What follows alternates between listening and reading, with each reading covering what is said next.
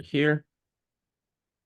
Awesome. Welcome to the AI Conversations. I'm here with the lovely, the wonderful Erica Veal. Erica, if I'm your host, Nick Shutt. Erica, if you could please just tell us a little bit about yourself, your background, and how you got here. Oh yeah, not a problem. Thanks for having me. I really do appreciate it. You could be anywhere, and we're here having this conversation, so that's great.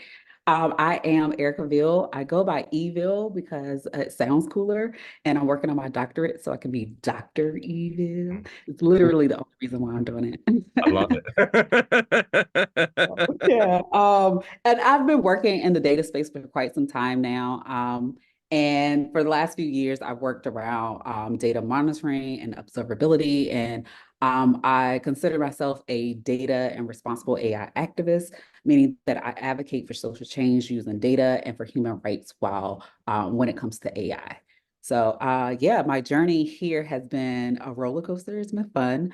Started out as a high school geometry teacher. I was a nuclear engineer. I was in a system admin, cloud architect, and now here I am in data and AI. It's beautiful, fantastic. And what drew you to AI, and also further, what drew you specifically to responsible AI? Great question. So AI, is the new buzzword and everything. And I'm doing my research in AI governance and ethics. And so I wanted something that was going to keep my attention because I'm one of those people that's like, oh, shiny thing, oh, squirrel. Absolutely. And and AI is now ever evolving, and and at the company I work for, we was trying to find a way to integrate AI into what we do. And so it was just the opportunity was there for me to kind of position myself to be an expert in the space. And so when it came to the responsible AI part of it, I started to see that not just the company I was at, but a lot of small companies that's trying to get into the AI space, you there's an opportunity to develop quickly and not really pay attention to the governance around it and how it affects everyone. And so I was like, oh, here's an opportunity for me to do that. Mhm. Absolutely. And so, I mean, that makes a lot of sense. And so I also understand the shiny object syndrome. And, with a professional background like you just laid out, I figured that we were kindred spirits like that. And so, and so Absolutely. how would you explain responsible AI to somebody that's a layman in the space or has no idea, or like all they think about or when they hear AI is like Skynet from Terminator? Like, how would you explain responsible AI to somebody in fourth or fifth grade? Yeah, great question. So I will start first with what AI is. So AI is because we kind of know what it is, but we never one ever really stops to define it. So AI is where we teach computers how to do human things like make decisions and recognize patterns. And so responsible AI is making sure that those systems that we're creating are honest, they're fair, and they're clear about how they're coming up with those answers. And so using rules and guidelines to on those AI systems, we can help protect humans. And so that's how I would define responsible AI for somebody that has never heard of it. Okay, so it's really a lot of it is about putting a responsible structure around these systems that we develop to make sure that they're making the right decisions, I guess. Yes. And Okay. that they're considering the human part of the equation as well. Instead of just kind of letting it go rogue, we are thinking about how do we make sure that we are just considering how fair the systems are because it's running on data and data can be skewed. And so just ensuring that humans are ultimately safe in the end. Okay. Okay. So conversely, how would you define irresponsible AI? Mm. And what are some of the potential risks that are associated with that? Great, great. So irresponsible AI is where you design and deploy systems with no regard to human safety, privacy, or fairness. And so it aligns with the things that we uh, the early 2000s where Google and other like startup-ish companies were saying, let's just fuck around and find out, right? Hmm. Hmm. Let's move fast, break things with, and we'll fix it later. Like, and with AI systems, we can't do that. You have to think about humans in the beginning of the process because there's little to no chance to like fix it later. And so without these guardrails in place, you get lots of different risks. One being algorithmic bias. So I kind of mentioned earlier how data is skewed. The data is skewed when it's collected, labeled, and evaluated. So just think about if I was to ask you to think of a shoe, regardless, depending on where you are in the world, a shoe is something different to you.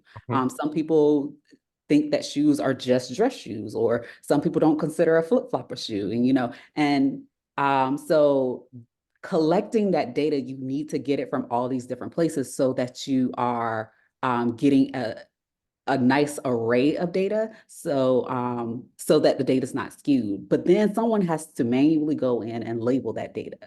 So going back to our example about the shoe, if there's a shoe, a red shoe with blue stripes on it, you may label it as just the red shoe, and I may label it as red and blue. And so now it's skewed not because we're intentionally trying to be biased. It's just that we have biases because we're human. Everybody has their human bias. And so to mitigate something like that, you need to have a diverse team.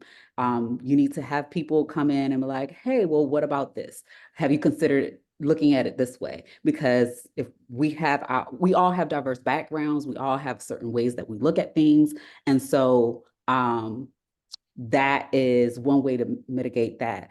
Another potential risk is AI misalignment. And this is one of my favorite ones because it reminds everybody of the Skynets of the Hmm. world. So basically, AI misalignment is when the objective doesn't match the outcome. And so what you actually wanted to do is not what it's doing. So to give you a story, Hmm. there was a video game that they taught AI to go through, and it says go through the game and collect the most amount of points. And so they started to see that the game was just kind of circling around this one little island collecting points. And they were like, well, what's going on? Hmm. And what they realized is that they didn't outline all of the objectives. There's a lot of implied objectives that we have.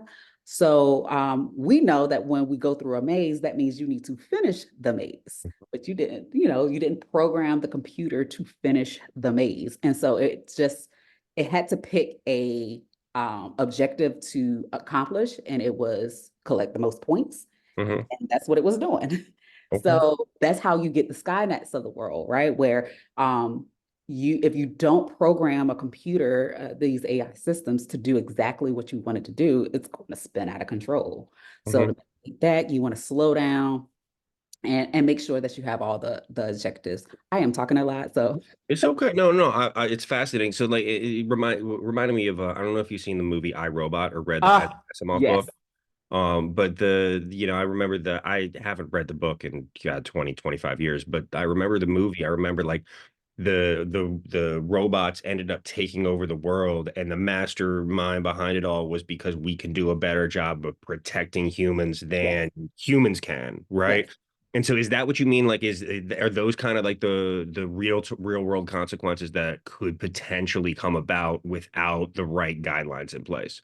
Exactly. And there are people that are making sure that these AI systems have a kill switch and that the Mhm. AI system can't disable that kill switch, right? Mhm. And that's exactly what I think of the iRobot scenario where after a series of decisions that they're making, they realize that the ultimate goal is, like you said, that they need to protect humans Mhm. from themselves because they're the and it's where that's where the misalignment comes in. You want to make sure that you've thought of all of the objectives, and to mitigate that, again, you have to have a diverse team because Mhm. there's so many people that's like, hey, have you thought about this? Have you thought about this? Okay. So Are yeah. there, are there some shorter term potential consequences that you could think of for some of the systems that are being deployed over the next couple years that would be, just some, additional examples you could give around that? Yeah. So right now, a lot of people aren't really realizing how impactful these systems are because we're so disconnected from it. And what I mean by that is the environmental impacts that the systems can have. So in the last 5 years, in the last 5 years, these large AI systems, they're using nearly 1,000 carbon emissions per year. Hmm. And 5 years ago, it was only at like 200. So Hmm. just like it's increasing at an exponential rate. It's hogging our water resources as well. So like when OpenAI was training their model, they used 6% of the district's water supply in the last month that they Wow. were just training their systems. Hmm. So it has a the short term is in this is an environmental short term like impact um that AI can have, that I don't think a lot of people really see because they're disconnected from it. Because a Hmm. lot of the environmental issues that come out of this is um, the U.S.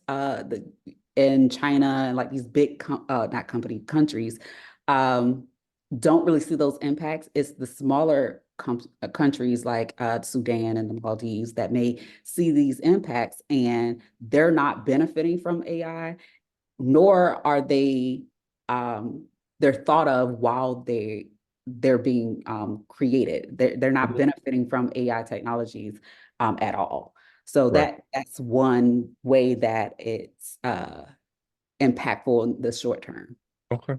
Yeah, no, that makes sense. And I assume you've reviewed the White House's AI governance that came out in, I want to say that was October or so when they released it. Mhm. What are your thoughts on that? And do you think that that's a step in the right direction first? And where do you think it could be deficient, and where do you think it could be improved?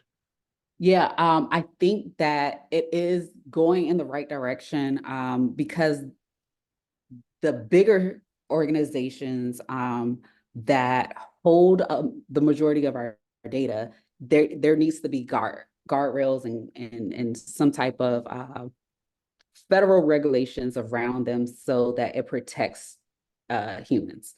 Hmm. And it's definitely going in the right direction. I think that um, there still needs to be work done, but the work is very challenging. I think a lot of people are like, well, just do this and this and this, but it's very difficult because these are companies.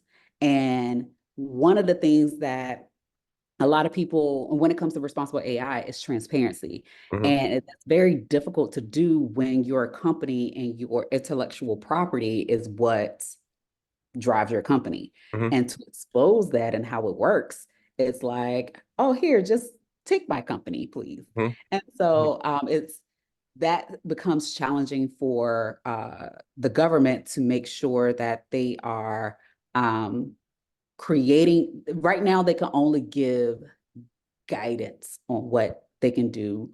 But I see, and I'm reading a lot of laws that's being changed or created because we're having new issues come up because of AI.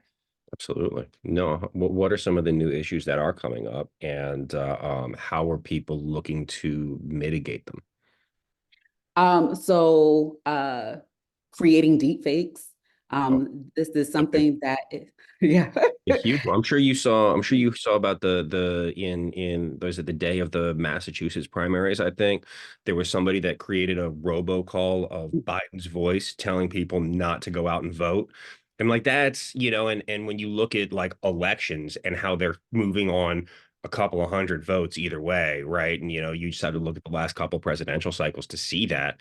You could feasibly imagine that people using things like that to put their finger on the scale. And I worry personally. I'm very worried because I think that largely when you look at voter participation, older people generally vote in higher numbers first.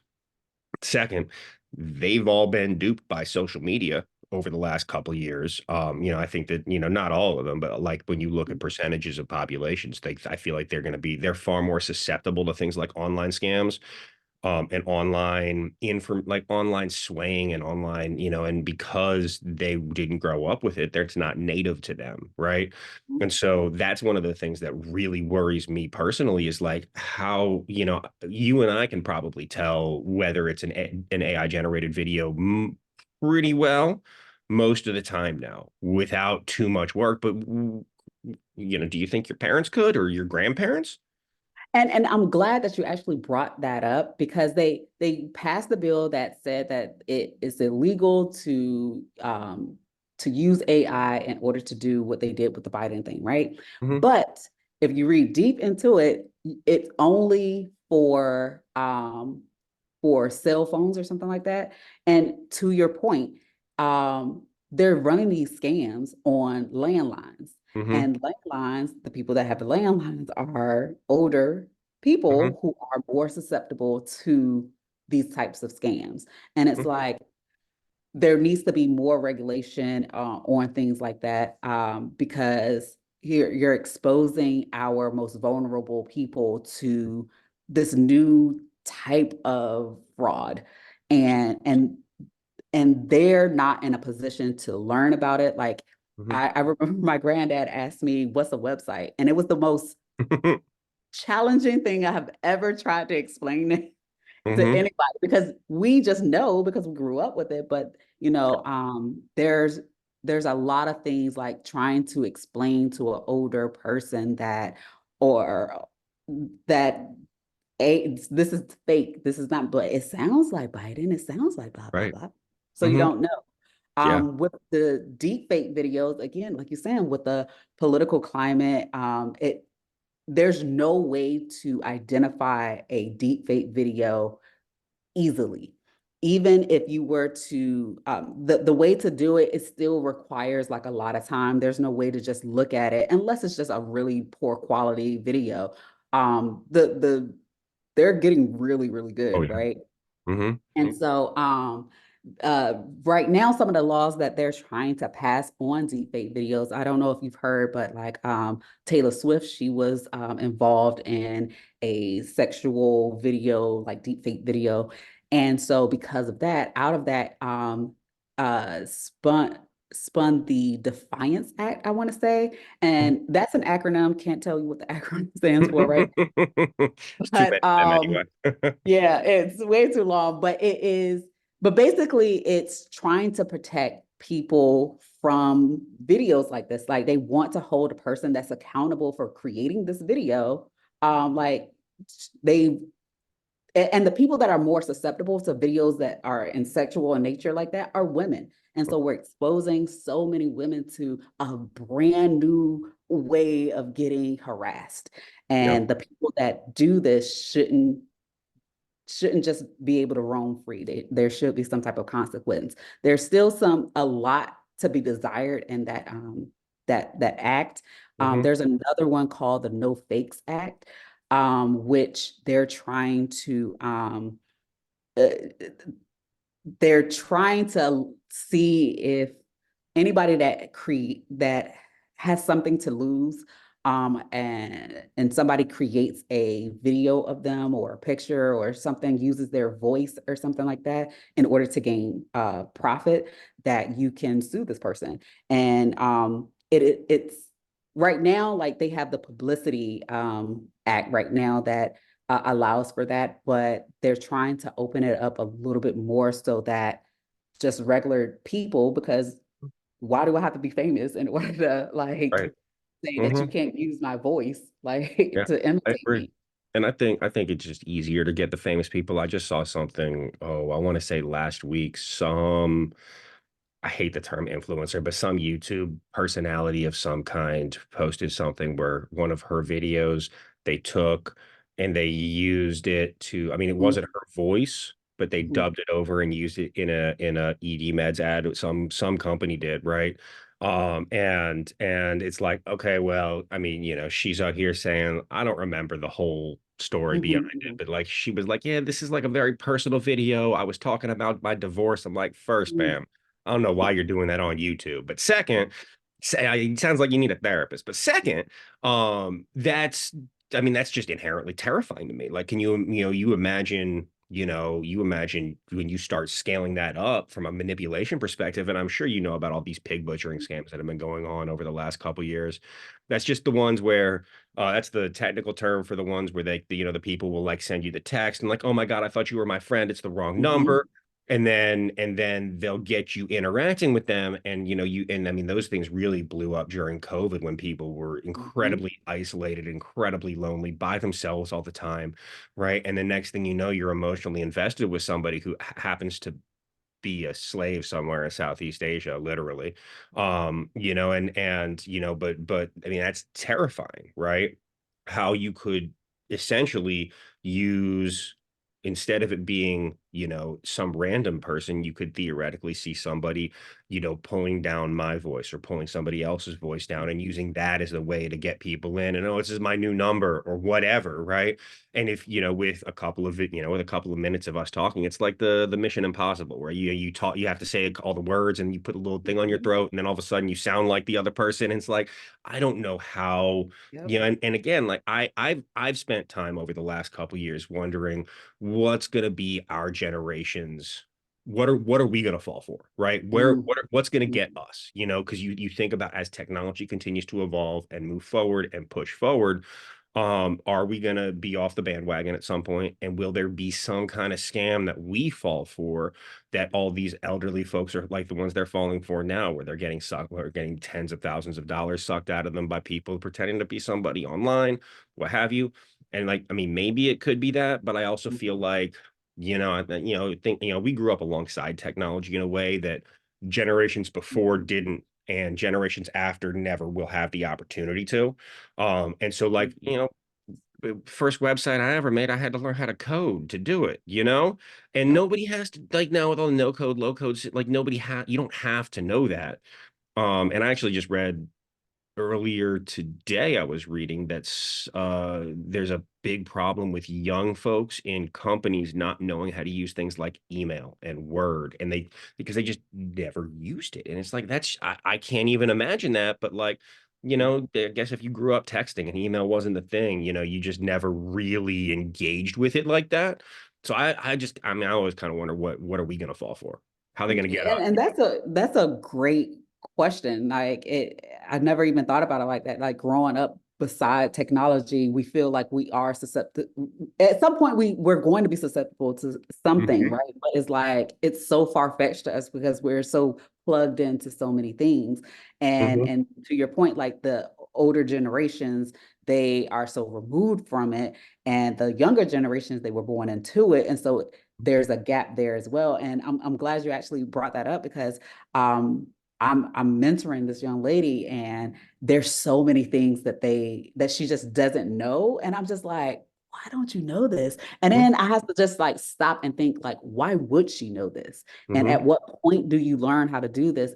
And like like I am a lead for Black Girls Code, and mhm, so we got laptops. We're trying mhm, to teach them how to program, and I was like, yeah, you have to end it with a semicolon, and they're just like, I don't know where that is. I don't know what it is and where it is on the keyboard, mhm. and I'm just like, what? But Right. to your point, like they do everything text on their phone, and the semicolon is not one of the like on the a I prominent. use semicolon in text. I'm not gonna lie.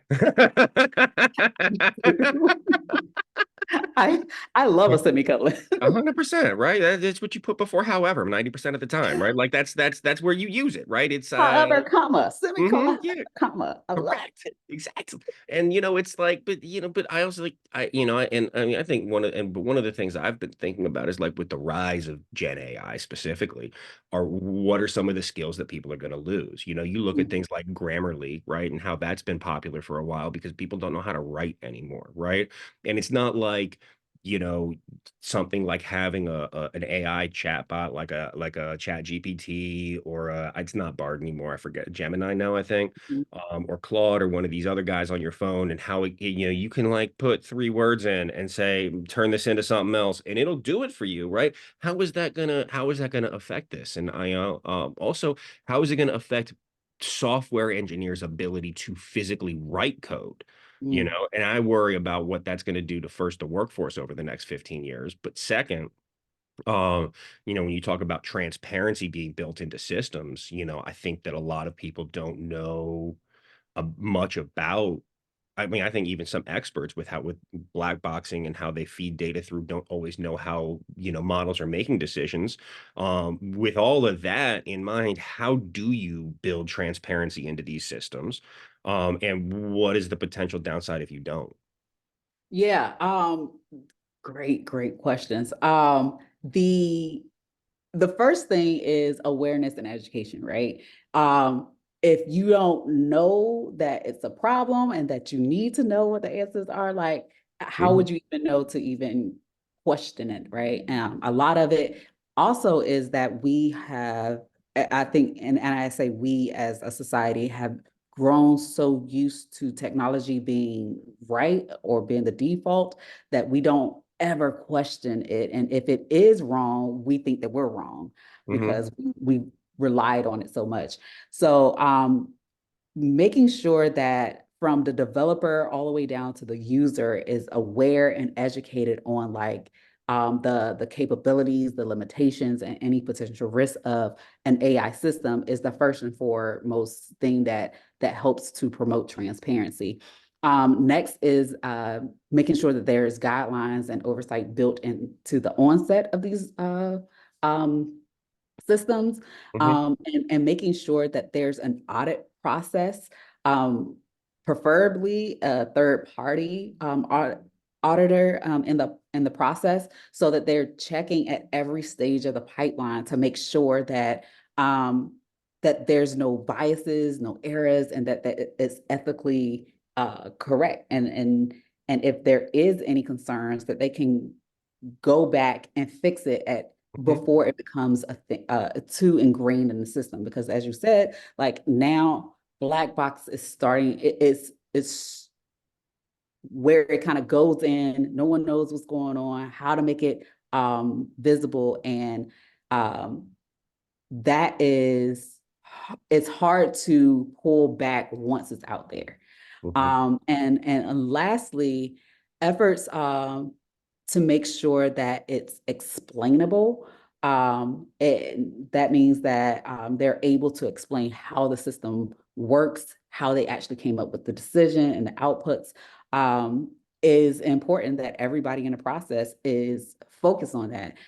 It becomes challenging to do when you're balancing this ethical way of doing things with profit. mhm, And so, back to, you want to build fast and now you have to have organizations and companies that's going to prioritize mhm. transparency and ethical use over these organizational objectives. It Absolutely. needs to be one of the organizational objectives, to be Mhm. fair. Right. Yeah, no, and I mean, and your point about the folks in the early 2000s and break stuff, fix it later. I mean, we did fuck around and we found out, and you only need to, look at what's happened with social media specifically, and you look at Yep. how the ubiquity of the smartphone in like that hit in 2010 combined with like Instagram really becoming popular and Facebook becoming, I don't want to say completely ubiquitous, but more so, and especially with Mhm. young folks. And you just have to look at the rise in depression, anxiety, ADHD rates, Yep. and suicide rates with children from 2010 on, and how it's risen exponentially and it continues to rise. And we don't even know what the potential, like they're not adults yet, really. Like some of them are starting to become adults, but we have no idea what's really going to happen and how, and God forbid when they start having kids and what is going to, what is the, generational legacy of this. And I mean, you talk about things like generational trauma and Mhm. how the things that your parents grew up with and they pass down to you. It's not conscious necessarily, I would hope. But but it's the just the things and the behaviors and the I mean, and you can see it with folks. Like, I mean, a good example I always think about is you see it with my grandparents born in the 20s and their parents and having lived through the Great Depression and how Mhm. that transitioned down to my parents and the things that they grew up with no wasting and not like turning like all of Mhm. that, right? And like and it's not inherently bad unless it's taken to an extreme, but how are things like that gonna, like, we have no idea how that's gonna affect society in 50 years, right? And I think that AI is going to be as transformational to society as social media has been. The two combined can be an incredible force. I don't know for good or bad, both probably. Um, and it's as somebody who has a young daughter, it worries me. Yeah, what I and I'm glad that you brought up like social media because before social media, the next big explosion was the internet, right? And no one even had any idea what was going to happen with the internet, right? Mhm, But then knowing what the internet brought, there should have been some type of thought process around social media, but it wasn't. But I think now with responsible AI, we're starting to learn from our past mistakes, right? We're yeah. talking about responsibility earlier in the conversation. Mhm, AI is very, very new. And so trying to think of how it's going to affect humans uh, is important. And but to your point, we're not going to know what what the future holds, right? But at least we're trying to do something about it. We're trying to preemptively fix those problems of our past. We know that there was, for social media, there's, depression and there's all these other things that came around it that we weren't anticipating. All mhm, right, now we know this information. How can this information translate to AI? What mhm, what things can possibly happen? yep. And we have this new ticker for what potential failure could look like, right? And trying to combat those things. Absolutely, 100%. Do you think that it's government's role to monitor to I guess guide these companies and put the structures in place? And what do you think that should look like? And how do do you have any ideas around how you can strike a balance between innovation on one side and responsibility on the other? Oh, this is a great and complex question Hmm. because there's so many entities that's involved in AI systems and it's challenging to pinpoint like who should be accountable for what. So for example, there are a lot of small businesses that's starting to be born out of AI, but Hmm. these smaller systems are leveraging these bigger platforms, the open AIs, the Googles, and the Anthropics. And so for me, I think that there should be a tiered approach to this because there is a tiered approach. You have these smaller businesses that's like offloading their responsibility to these bigger companies because they have the money and the power to do certain things that they're not able to do. Hmm. Um, but now how does that what does that legally look like? Because what does the how do you broker that conversation between um, the primary party and the secondary party? Like what they have to have that conversation on what we're going to be accountable for. But when it comes to those bigger companies, the Googles, the Anthropics, the Open AIs, Hmm. that I think needs to be governed there needs to be some federal regulations around it because, like banks, if these organizations are too big to fail, Hmm. the whenever anybody goes to search for anything, they call it Googling Hmm. because they don't even think of any other Yeah. platform. They don't think of any other thing. Even if you're not even using Google, you call Hmm. it Google, Yeah. right? And Absolutely. so it is, they're too big to fail. And when it comes to organizations in the US that are too big to fail, it needs to have some type of federal regulations around it. Hmm. Um, because not only will do they hold a massive amount of our personal data for each individual human, right? It now has other companies' data, and other companies are attached to it. So if that big company fails, these little companies fail, and so now our country is paralyzed because of this tiered approach, right? Hmm. Um, but I don't envy whoever has to come up with these like legal the legal story around it all. But there needs to be something. The EU, they just released their the world's first AI, regulations. And I don't know if you read through it, No, not but yet. it's based on a risk-based approach.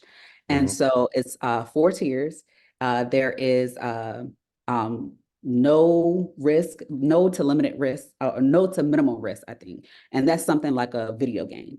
But then Hmm. you have limited risk, and that's a chatbot. And so when it's limited risk, it has to be transparent. How did you get that data? How did you get that answer? The next level is high risk, and that is anything that touches like medical or judicial things. And so not only does it have to conform to transparency, but there's other compliances that it has to conform to. So for instance, if we're talking about medical in the US, then it would have to also comply with HIPAA. Right. And then the final tier is just prohibited, like unacceptable risk. You cannot use this. And that would be something like social scoring, facial recognition, using AI to manipulate people. Um, while these technologies exist, can be created, um, you wouldn't be able to create a company that sells these products. Right. So, Well, not in the EU anyway, even though yeah, they're doing it in other places in the world in already. other places in the world. Yep. I mean, like, and things like facial recognition, I think there's some good, I think there can be some good applications Mhm. for something like that. You think about, you think about theft in stores, being able to recognize who the person is. You think about there's a lot of national security concerns around that. Things like, you know, we have terrorist watch lists and putting software into airports that watches or airports or train stations or other places that watches for these people, right? I can see some of that, but I also see how quickly it can go the other way and be used for, to just track where you are at all times, which is terrifying, you know? Yeah. And like you said, there's definitely some great use cases. If there's a missing child, you can Hmm. use It's facial a great recognition. one. Fantastic. Hmm. However, the data that's collected for systems like that is skewed. It's insane. Where especially for people of color, they're constantly identified for when it comes to some type of criminal activity, they're constantly identified for something like that. And so just making sure that Identified or just identified? identified as a potential person, but when they actually like do like, is Mm, this person this person? No, it's not okay. even close. Okay. And so it's not enough data, or the data that they have is not labeled properly. Hmm. And so that's when it kind of circles back to what I was saying earlier, where you want to make sure that you have a diverse set of data, diverse set of people that's labeling the data to make Yeah. sure that you're accounting for everything. Hmm. Um, and I know that the facial recognition systems that's out there, they've definitely gotten better. There's been studies that have just called it out. and just made people aware. So like right now in the EU, facial recognition is not a software that you can use unless it's for exactly what you just said, looking for a terrorist or if there's a missing child. Right. Absolutely. Yeah, no, and obviously, but I think obviously the while there are to your point, it's great applications for a lot Mhm, of these things, I think that again, it goes back to data labeling and data tagging and garbage in, garbage out. If you're building a system that's running on poorly tagged data, your system's not going to be it's going to produce, less than ideal results and less than optimal results. Now, I was talking to a friend of mine who's a NLP expert a couple of months ago, and she was telling me about how there's many low resource languages out there for processing audio files, right? mhm, And we were talking about how she's saying that like in a lot of these there just isn't enough tagged data out there to truly run effective analysis on the conversations, right? And then you're left with, do you either build a system that's going to run analysis on the audio in your in the language it's spoken in, and understand that there's not enough data to create a pot to effectively analyze it and get the right results, or are you going to just translate it all to a higher resource language, right? Like English, or I think Spanish is one. There's a bunch of them that are higher resource now, and get effective analysis, but lose all the contextual and cultural conversations around that. And how does that create? How can you even create an effective mhm. analysis of anything in that case? Yeah, and that kind of goes to that environmental racism where I was saying how there are so many people in the world that's not benefiting from AI because their data either doesn't exist, because if you don't have the internet, your data's not there, right? Mhm, And if um you just don't have those resources, then you're left out of the AI conversation. But yet there's a lot of things that you're disproportionately mhm, getting like affected by. mhm, Yeah, to your point is like you have these really large the English is one of those major, languages that you can basically do anything in, mhm, but there's so many other languages that's just lost because like you said, if you go with that second scenario where you're translating it to a higher language, then you've lost all those that culture, and you're basically saying that you are secondary to this, mhm. and and now your data is skewed again Right. because there was bias there, and that bias may have been like it's just easier for us to do it that way, and it's Mhm. no malicious intent, but it's still like we need to make sure that we're getting um, a fair amount of data from all sources so that it just makes sense across the board. 100%, 100%. So I really appreciate that. So last question, love to end on a more on a really positive note. So in Yeah. your experience in looking at things, what's a great example of how AI has been used to create a positive social impact in a Mm. responsible way? So I just recently read about this and I thought it was really cool. So um I don't know a lot about biology at all. So Mhm, what I know is from this paper that I read. But from what I understand, proteins are very important. They fold different ways, and there's a whole lot of different ways that you can fold protein. Didn't know mhm. that. Wonderful information. Right. But there's so many different ways that you can fold it that it would take the entirety of like the universe to figure those out. Wow. So this researcher was like, no one has time for this. Somebody figure this out. Mhm, Like, need a system that can find some valuable fold patterns or whatever.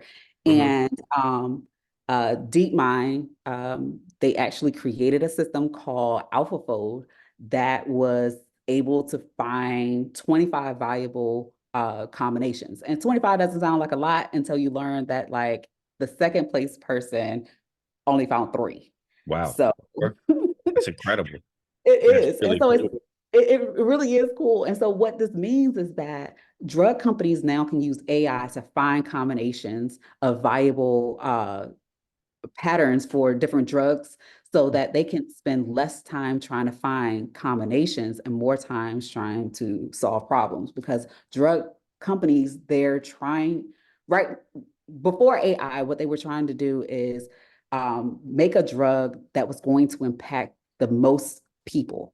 Hmm. Um, it just makes sense. If we're going to spend all this money doing something, it needs to impact and help the most amount of people. But what this means now is instead of spending 10 years trying to find a valuable combination, going through human trial and like getting it to its full extension, you now can do that process in like 18 months. Oh, And wow. so um, overall, what this means is that you can now personalize drugs. Hmm. And one of the most prominent things is that cancer right now is being treated the same regardless of what you have. Breast cancer, colon cancer, you're all getting the same chemo. Hmm. And everyone knows that cancer shows up in everyone differently. So, what AI can now do is give us the power to personalize drugs specifically for people. And we're saving time and money trying to do this. So, It's amazing. It's amazing. That's fantastic. I really appreciate it. And really appreciate you taking the time to chat today. I appreciate your candor and your conversation. And thank you so much. It's been fun. yeah, thanks for having me. This was, I nerd out. So, anytime you want to talk, let's do it. Awesome. I appreciate it. Thank you.